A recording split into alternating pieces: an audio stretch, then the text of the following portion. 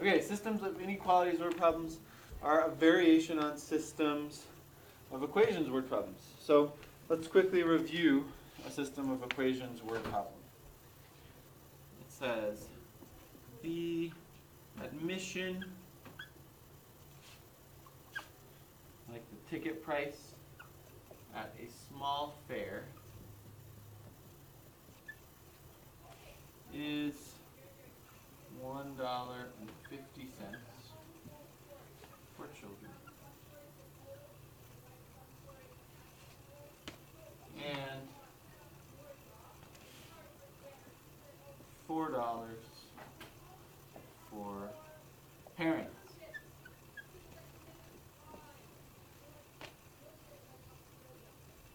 Last Wednesday,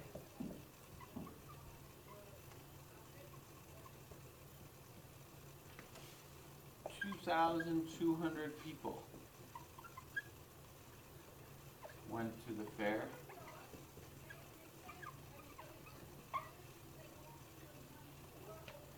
And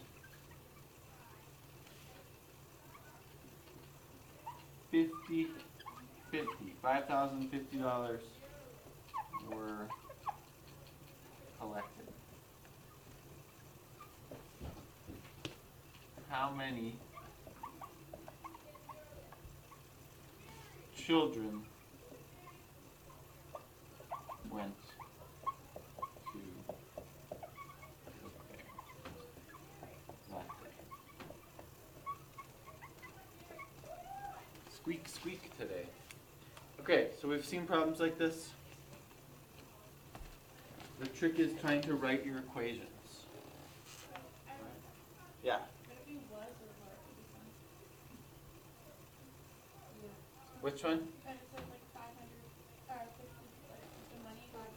$5,000 were collected, right? I think it would be were. $5,050 was collected. I think you would say $5,050 okay. was. So we have two pieces of information, right? We have the dollars. That's going to be one equation. And then we have the number of people. So that's where we're going to start with our unknowns. We don't know how many children. So this is going to be the number of children. And we don't know the number of parents. So P can be our number of parents.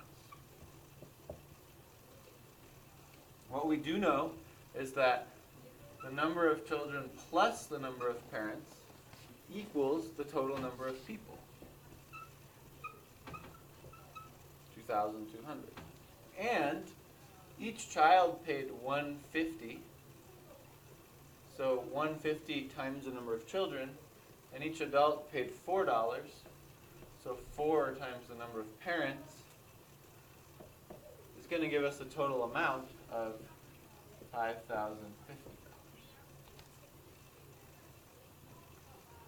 Now we have to combine these.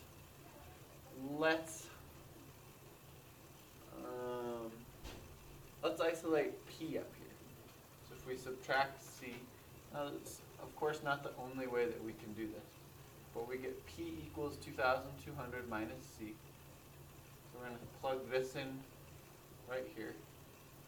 We have 1.5 C plus 4 parentheses, where I'm going to put my P in. 2,200 minus C equals 50. Distributive property is going to give me 1.5 C plus 8800 minus 4C equals 50.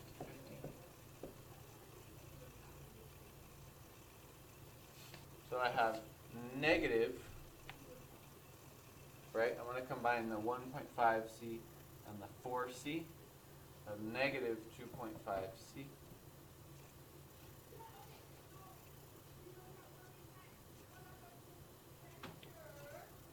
plus 80 equals 50.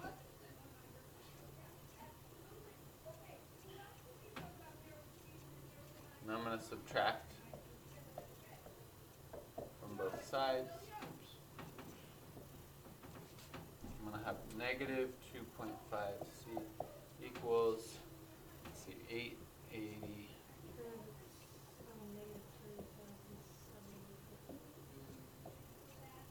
Is that it? I think you're right. Good work. So if they're both negative, I can multiply through by -1 to make them both positive. 2.5c equals 3,750. Divide by 2.5. So c equals 3750 divided by 2.5. We have to move this decimal, so we have to add another 0 here. 25 goes into 37 once. 25. 37 minus 25 is 12. Bring down a 5. 25 goes into 125 5 times, which equals 125. 0. Bring down my 0. Bring down my 0. So it looks like 1,500 children. Am I on the board? I think I'm on the board. I'm in the video. Attended the fair. If I were doing this on a quiz, I would plug that in, find P, and then check them. Right?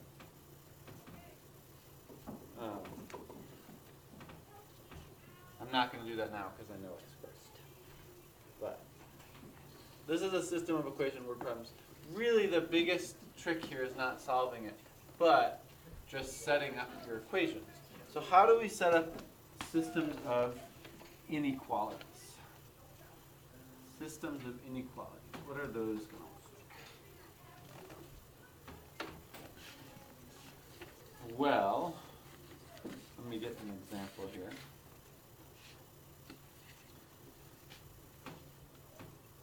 So we've got Noah here. He's going to buy some chips and pizzas for his friends.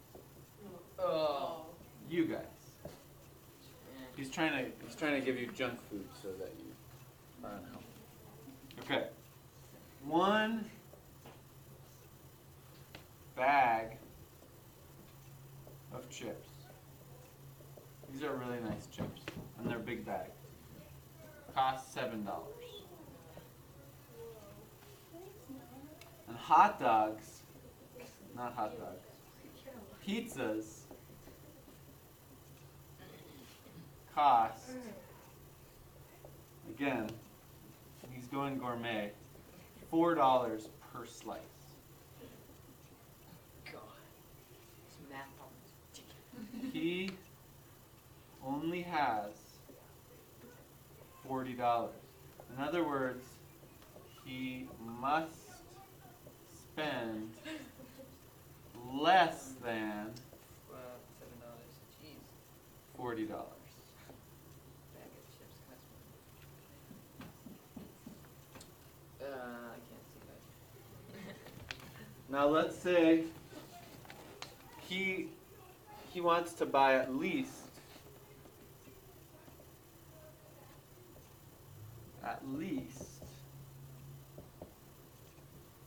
5 slices of pizza so that each person can have one.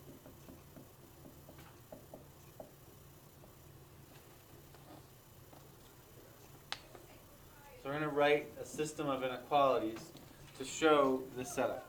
And then I'm going to give you some examples of questions that could be asked. Because there's not actually a question here, if you notice. It's just a scenario. But we can write a system of inequalities for this. So we know that 7 times the number of chips plus 4 times the number of pizzas, those are my dollar amounts, right? What do we know about that? It must be, less than. it has to be less than, Can it be less than or equal We're going to say less than or equal to, because I kind of phrased it in two different ways. He could spend exactly $40. That would be fine. So we're going to say less than or equal to $40. So that's one of our equations. The dollars he spends on chips plus what he spends on pizza has to be less than the amount of money he has. Right? He can't make that be more than 50. And then the other thing we know is that he wants the number of pizza to be greater than or equal to 5, so each one of his friends can have a slice of pizza. I know. 6 plus him. Yeah, Graham doesn't eat pizza. He's really healthy. He brings his kale chips. Chips. Kales and rolls. Spring rolls. Yeah. Sushi with rice. All right. So we have an inequality here, right? We've written a system of inequalities that describes this scenario. Now, here's some questions that we could ask. We could say, graph this, right? Graph this scenario. And we could do a graph that says,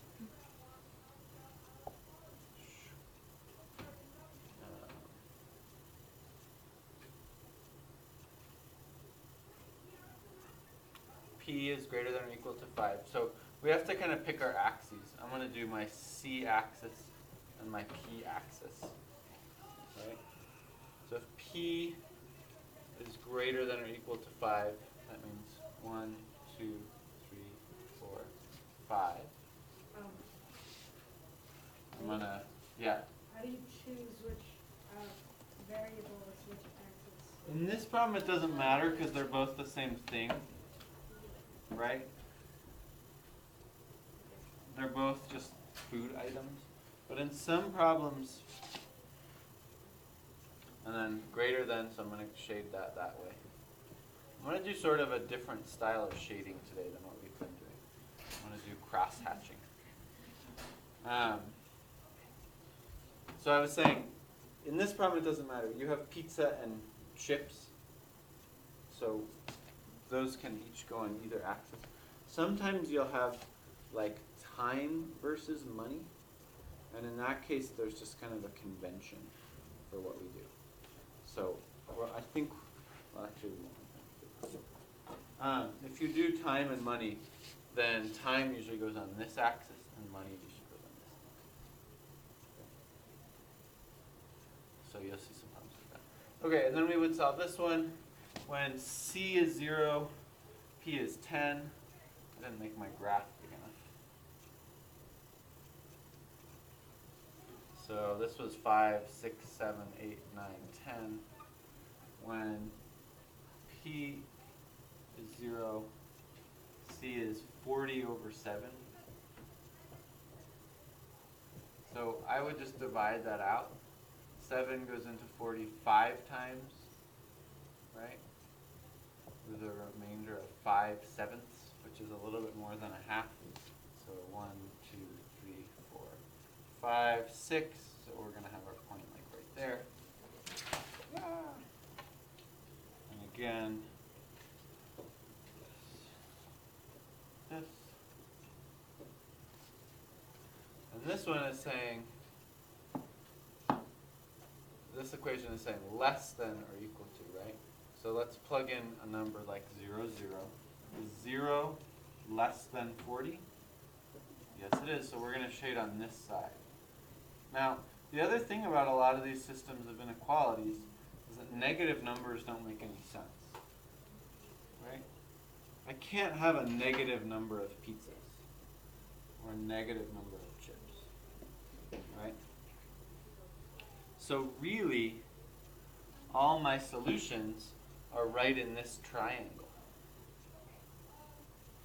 Because these are all the solutions that don't include negative numbers. So another question I could ask is something like,